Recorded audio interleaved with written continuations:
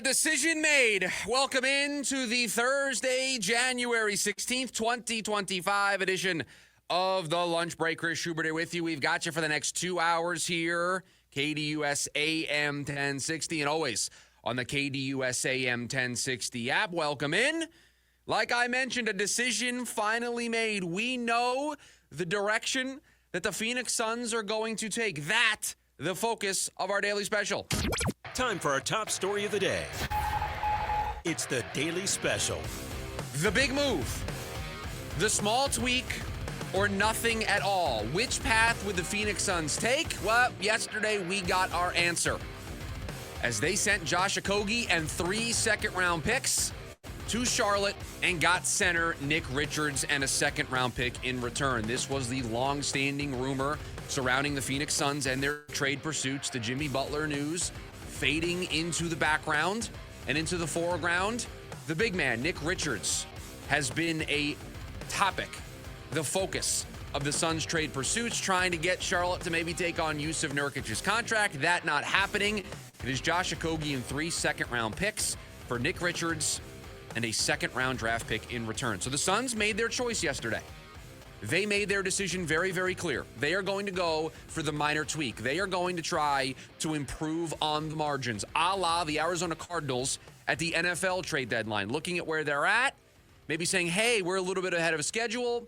We need some pass rush help. We're going to get a veteran in Baron Browning. Now, that was a very on-the-margins move. That was not a big splash. That was not diving into your draft capital pool there if you're Monty Ossenford. That was a on-the-margins move to get somebody in the building to help at that position.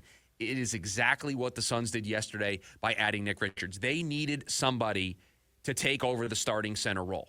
And we're going to break down exactly what this rotation is going to look like here and exactly what the Suns are getting in Nick Richards here over the course of the next 2 hours. But the Suns decided they needed an upgrade at center. That was where they thought, at least with their roster the way it currently is, was an area where they could improve. And they identified Nick Richards as the improvement. The Suns rank last in points from their starting center. They get Richards, who this year is averaging 8.9 points per game and 7.5 rebounds per game in the 21 games that he has played with the Hornets. But diving a little deeper, he's made 9 starts this season. In those starts, he averages 11.3 points, 10.2 rebounds, and 1.7 blocks per game in those 9 starts. 65% from the field over the last 4 seasons. That is the 5th best in the NBA, according to ESPN research. This is the one move that the Suns had left in their arsenal. They're limited in what they're able to do. You know it. You've heard me talk about it. Second apron team, way too many limitations on what you're able to do draft-wise. You can't aggregate salaries. You have limited draft capital as it is to deal with. And so it's these types of moves that were there, that were available for the Phoenix Suns. Now, I bet you they tried their hardest to get Jusuf Nurkic's contract involved into this trade. It's very clear what they feel about Jusuf Nurkic. But yesterday, the Suns made a declarative statement. They decided what path they wanted to pick. They decided that they want to see this through. They're not going to see this through with another big splash that leaves them no escape pod, or at least it doesn't feel that way right now. They are going to make the minor tweak. They are going to make the necessary upgrade. They are going to address something that has been a sore spot, multiple sore spots. Production from the center position, rebounding, athleticism, size, all of that an issue for the Suns at the center spot this season. They looked at that as the area where they could make an improvement, and they identified a 27-year-old as their improvement. And let's face it, they gave up basically everything they have. Josh Okogie hadn't been playing the last couple of games. That should have been the first warning sign that something was afoot. And they traded 3 second-round picks. They have 1 second-round pick and a 2031 unprotected first. That's it in terms of draft assets. So this is the move. This is what the Phoenix Suns have decided to present as their final project. We're going to roll with this roster. This is the tweak that we have made. Let's see this through. Let's at least get through another season with this core 3, this big 3, and let them try to get into the postseason. That's what they decided yesterday. They decided on the small tweak. They decided on the improvement on the margin, the improvement on the fringe. And by trading away Josh Okogie and by trading away 3 second-round picks, basically locked in this team for the rest of the way. And I can't blame them for picking that path. I told you the one path I couldn't sign on board with was the Jimmy Butler path. I couldn't sign on board with trading that 2031 unprotected, whether it was to get somebody to take on Bradley Beal's contract or if it was to send to Miami to get Jimmy Butler. I could not get on board with that. From what I've seen from this team so far, it would have been professional malpractice, organizational malpractice to forego that draft pick to try to make this work with another big move. This, what they did yesterday, I can get on board with. I can get on board with giving these guys the opportunity and the space to say, hey, you're going to get the rest of this season. But that's it. You need a big man? You need somebody to rebound for you? You need some more size, athleticism down low? Okay. We will check that box for you. We will get you that player, coach. We will get you that member of your rotation.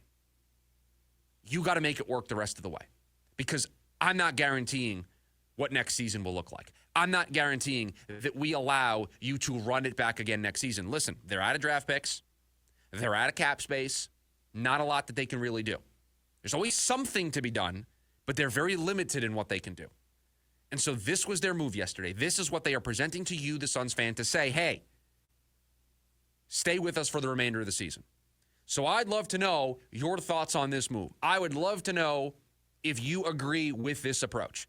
Is this what you wanted to see from the Phoenix Suns? Listen, Nick Richards probably was not a household name 2 weeks ago. He's become a household name in the last 2 weeks because of how frequently we've talked about him as a potential trade target for the Phoenix Suns. And it feels like they've been working on this for a little bit now. So you know the phone number, 480-864-1060. That's one way for you to join the conversation. You got the KDUS AM 1060 YouTube live stream, the video version of the show. You can also hop in the comments there as well. I want to hear from you today. I want to hear your thoughts on this move. Is this what you wanted to see the Suns do? Is this enough for you? Are you content with seeing this season through?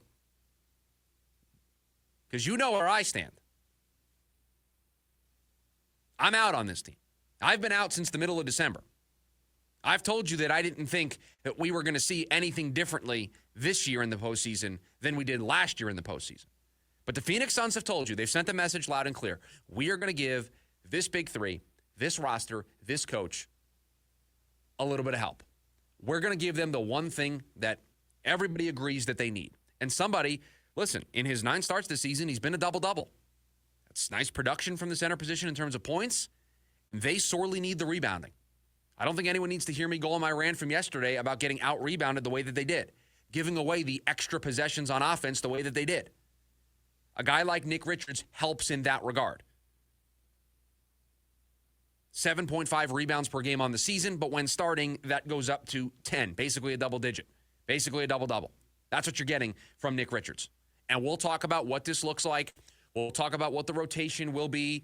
We'll talk about who should start, who should come off the bench, all of that here today on the show. Don't you worry. We've got you covered from all the angles on this. But the Suns yesterday made a declarative statement. We are not giving up. This season is not over. I know we're 19-20. I know we're out of the playoff picture right now, but we are not waving the white flag. We are not admitting defeat just yet.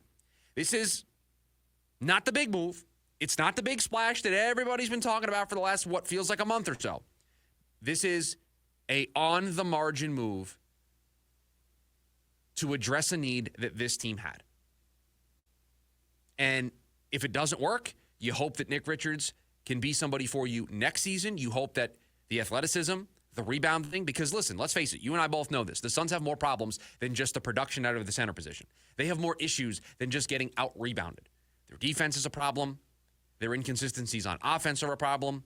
What you get from Bradley Beal on a given night is a problem. Injuries have been a problem. The list goes on and on. This team doesn't look like a team. Looks like just a bunch of individuals playing together. We, chapter and verse, have gone through the litany of issues that plague the Phoenix Suns. But the one that was addressable, at least yesterday, was the production out of the center spot. And so they did that. They said, we are going to give this group a chance. And what I love about this move is it doesn't lock them into a direction. It gives them the chance to see it through this season. But if they decide at the end of the year, we gave you last year, we gave you this year, we changed coaches, we added new players, we brought in a veteran point guard, we tried every different thing with this combination of a big three to make this work, and it didn't. You still have the escape pod. Trading for Jimmy Butler yesterday, or if they potentially attempt to do that over the coming weeks, that's taking the escape pod off the table. This move yesterday keeps the escape pod on the table. If they want to reset at the end of this season, they still have those options in front of them.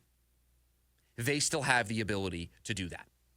And so this is sort of being on the fence, straddling the line. They didn't continue to go further all in, but they also didn't admit defeat yesterday. They made the one move that everybody thought, hey, listen, if you're going to give this a chance, if you're going to see this through the remainder of the season, these are the types of moves that you have to make. And you may think it was a lot. You may think Josh Okogie and 3 second-round picks is basically utilizing all the ammunition you have. And maybe you don't think that was the right use of assets yesterday, but the Suns decided this is our best foot forward. This is the best way that we can help this team while not sacrificing the long-term future.